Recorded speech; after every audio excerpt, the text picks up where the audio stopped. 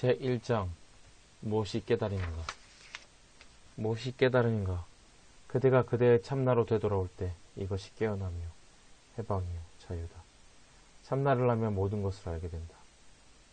이 깨어남 안에서 그대는 온 우주가 그대 안에 있음을 깨닫게 된다. 온 우주들은 그대 안에 있다. 그대가 우주다. 파파지, 무엇이 깨달음입니까? 마이마의 고요가 깨달음이다. 그대가 그대의 참나로 되돌아올 때 이것이 깨어남이요 해방이요 자유다. 참나를 하면 모든 것을 알게 된다. 이 깨어남 안에서 그대는 온 우주가 그대 안에 있음을 깨닫게 된다. 온 우주들은 그대 안에 있다. 그대가 우주다.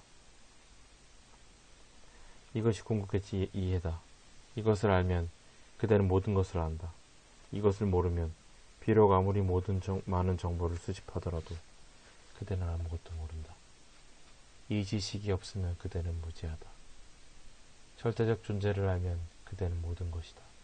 시작도 중간도 끝도 없으며 탄생이나 죽음도 없다. 여기에서 모든 두려움이 끝난다. 깨달음은 시간의 바깥에 있다. 깨달음은 깨어있음도 꿈도 수면도 아니다. 오직 나는 자유롭고 싶다라는 이 욕망을 탐구하라. 이것이 어느 상태에서 나오는가? 이것은 어떤 곳이 아닌 곳에서 오는 초월 상태다. 파파지, 어떻게 하면 마음을 고요하게 할 수 있습니까? 전통적으로 두 가지 방법이 있다. 하나는 탐구다. 이것은 극소수의 사람들에게만 적합한 방법이다. 다른 하나는 요가다. 요가는 집중과 명상, 그리고 수행이다. 탐구를 하려면 우선 그대는 실제와 실제 아닌 것을 식별할 수 있어야 한다. 이것은 대단히 합리적인 생각이다. 실제인 것을 찾아내어 그것을 붙잡아라. 혹은 실제 아닌 것, 거짓된 것을 거부하라. 공부를 하거나 순례하는 것, 성스러운 물에 몸을 담그는 것은 그대에게 도움이 되지 않을 것이다. 앵무새처럼 수트라들이나 성스러운 지식을 알아도 아무런 도움이 되지 않는다. 타고난 재능이나 고행, 자선행위도 도움이 되지 않을 것이다. 가장 중요한 조건은 자유를 얻겠다는 불태우는 욕망이다. 이 욕망만으로 충분하다. 자유를 얻겠다는 불타는 욕망이 그대에게 있다면 사상이 찾아올 것이다. 무엇이 사상인가? 고요히 머무는 것이다. 마음이 어디로 가든지 그것을 그것의 근원으로 데리고 오라. 만일 그대 스스로 그렇게 할 수 없다면 깨달음을 얻은 완전한 스승을 찾아라. 스승을 선택할 때는 실수하지 말아야 한다. 이것이 그대의 삶과 깨달음 간의 계약이다. 계약을 이행할 수 없는 사람과 관계하거나 그대의 시간을 낭비하지 말라. 그대의 삶을 낭비하지 말라. 자유를 얻기로 결심했다면 또 이번 생에, 올해, 이달에, 아니 오늘, 지금 당장 자유를 얻어야겠다면 그대는 선택해야만 한다. 가장 좋은 선택은 탐구다. 탐구를 하면 마음이 즉시 고요해집니다. 명상은 지속되어야 한다. 몇 시간으로 그쳐서는 안 된다. 그대는 진정한 참나라는 실제에 집중을 해야 한다. 참나만이 진실이다. 그 밖의 것은 거짓이다. 그대는 모든 것을 버려야 한다. 결국은 책을 공부하는 것까지 버려야 한다. 그대 자신의 책을 펼치고 늘 고요하라. 이 세상에 살고 있는 60억 인구 가운데 간절히 자유를 원하는 사람들은 얼마나 되는가? 얼마나 희귀한가? 한 나라에서 한 명의 깨달은 사람도 배출하지 못할 수 있다. 깨달은 사람을 보기 위해 2535년 전을 뒤돌아보자. 우리가 발견하는 이 왕자는 마침내 깨달았으며 오늘날까지도 우리는 그의 이름을 매일 부르며 반복하며 부르고 있다. 그가 잠에서 깨어났을 때 곁에는 아내인 왕세자비와 아들이 잠자고 있었다. 그에게는 궁전과 코끼리들, 말들, 보물들, 군대와 무희들이 있었다. 이 젊은이는 궁전 안에서 아무런 고통도 보지 못했다. 나는 자유롭고 싶다라는 그의 욕망은 어디서 일어났는가? 한밤중에 그는 깨어났다. 한쪽에는 더없이 아름다운 그의 아내가, 다른 한쪽에는 결혼 생활에 선물인 아들이 눈에 들어왔다.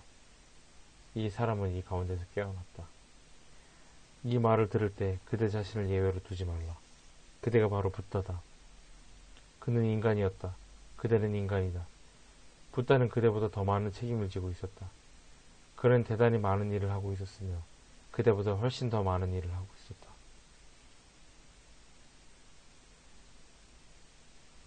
그래서 그는 자유를 향한 이 욕망을 위해 시간을 내야 했다. 이 사람은 시간을 내었고 지금 우리에게 빛을 보여주고 있다. 그는 죽지 않았다. 우리는 날마다 그를 기억한다. 그는 모든 이의 가슴속에 살고 있다. 누가 붓다를 모르는가? 그의 이름은 모든 나라에서 빛을 발하고 있다. 그대가 바로 붓다다. 그대 자신을 과소평가하지 말라. 붓다에게 있었던 것 같은 빛, 같은 지혜, 같은 의식이 그대에게도 있다. 만일 그대가 이루고 싶다면 그대는 다음 생애로 넘길 수 있다. 만일 그대가 품고 있는 욕망들이 충족되지 않는다면 그대는 다음 자궁으로 다시 태어나야 한다.